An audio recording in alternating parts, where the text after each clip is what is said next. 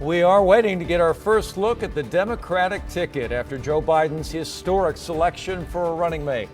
New testing site opened near the border. Why county leaders say they chose this new location in particular. And some of the questions the state is still facing as it tries to help districts prepare for a challenging school year. ABC 10 News at 11 starts now. ABC 10 News at 11 starts now. And welcome. Great to have you with us. I'm Jim Patton. I am joined remotely by my co-anchor Virginia Cha and 10 News meteorologist Megan Perry. Good to see you both, and we will be hearing from you both very shortly. Well, a live look from Wilmington, Delaware, where former Vice President Joe Biden is expected to make his first public appearance alongside his running mate, Senator Kamala Harris. Harris becoming the first woman of color on a major party's ticket. It's expected to start just before 1 o'clock our time. We may not have that live look quite at the moment, but we will have a special report. There it is. It looks like it might be, raining pretty hard there. We'll have a special report coming up on ABC 10 when that does happen. Meanwhile, the election now ramping up with both party tickets being set and Biden and Harris getting ready to hit the campaign trail in some way or another, and the president now taking shots at his rivals. ABC's Andrew Dimbert has more.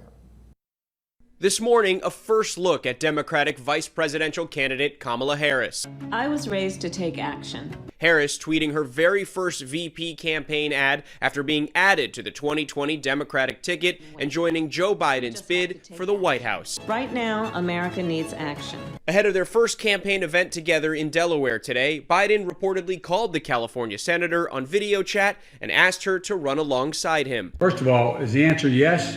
The answer is absolutely yes, Joe. Harris makes history. The daughter of immigrants from Jamaica and India, she's both the first black woman and the first Asian American on a major party ticket and only the third woman to be chosen for vice president. My mother was one of the greatest sources of inspiration in my life. I was taught that I had a responsibility to be a part of the fight for justice. Biden selecting his one-time rival to be his running mate.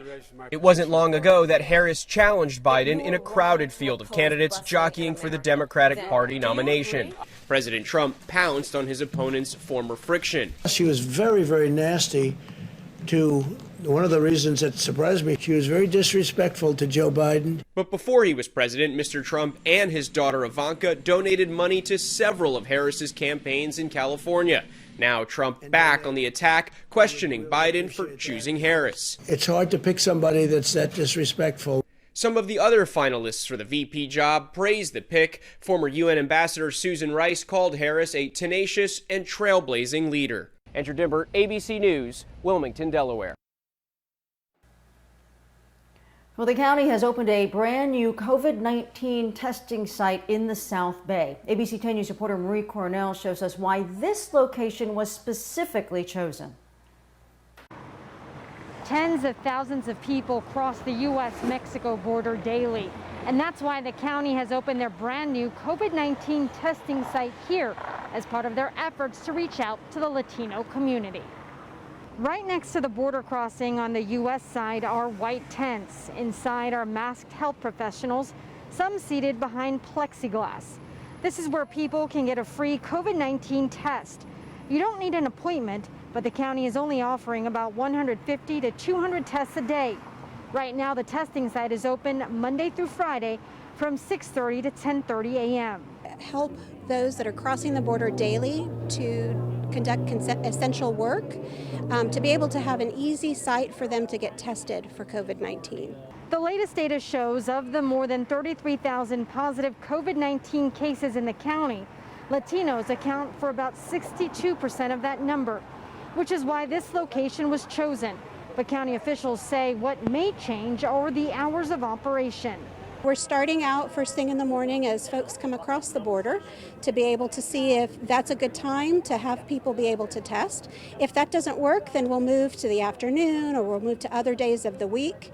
The purpose is really to provide accessible testing for members of the public. This testing site is now the 10th site that is operating in the South Bay. Reporting from San Ysidro, Marie Cornell, ABC 10 News. Officials getting tough and cracking down on the weekly gatherings that have been packing Veterans Park in Ocean Beach. Every day, more and more San Diegans are dying. So we have to get tough. Any group that shows up here tonight and refuses to follow the rules will face a fine of up to $1,000. That is part of the crackdown Councilmember Jennifer Campbell is giving a stern warning about. So we have to get tough. And I'm telling you, if this situation that happened last Wednesday night happens this Wednesday night, there's going to be a lot of clamp down. Yesterday morning, crews put up an orange barrier around the park, but within hours, witnesses say these two men took it down. City officials are trying to control the gatherings here on Wednesday nights when many have been seen not social distancing. The OB Town Council says they are also seeing unpermitted food vendors. Well, county officials say they're optimistic because they are seeing COVID-19 cases go down. We have to be off for 3 days, and then after that 3-day period, we have to be off for another 14 days. And on the 15th day, schools, grades 7 through 12 can open.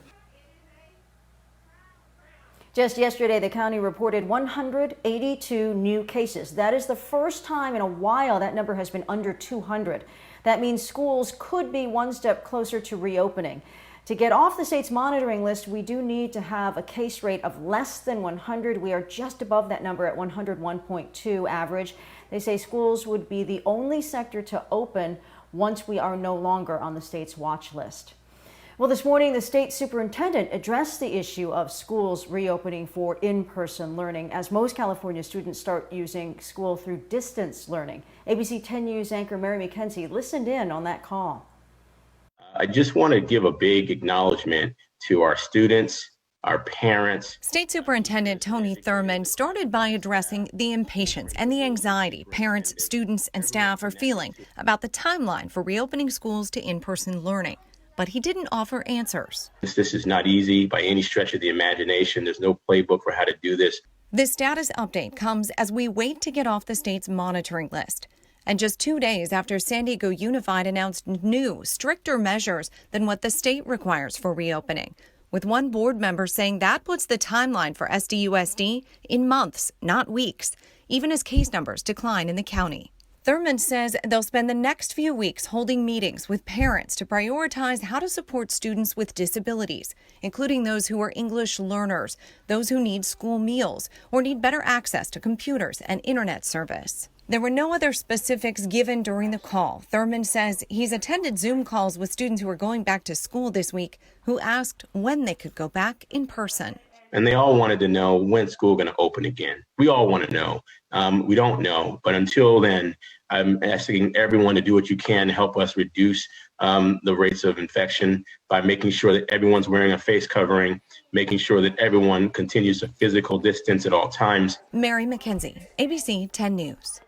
Uber says it's preparing to shut down operations in California, at least temporarily, as the fight over AB5 continues. A court recently sided against Uber's challenge to the bill, which aims to reclassify drivers as employees, forcing Uber to provide them with benefits like health care and paid time off. Uber says the bill limits drivers' flexibility and puts financial strains on the rideshare company. Uber's CEO today said that they may put service in California on pause until November, when the ballots come in on a measure that would classify drivers as contractors. In the meantime, they're appealing that court ruling. This morning, state officials discussing the future of a project aimed at stabilizing the bluffs along Del Mar. The county began work on an area last year after a partial collapse near the train tracks.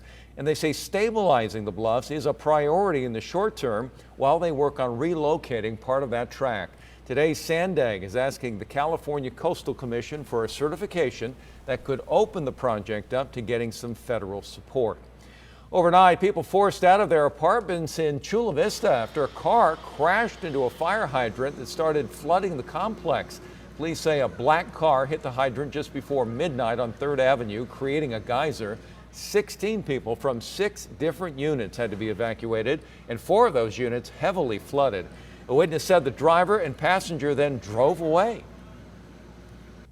She hopped back in the car and decided to try to start it up and back out, and still couldn't get nowhere, and then they They got part of the way down the street. Luckily, they stopped. They realized they should stop.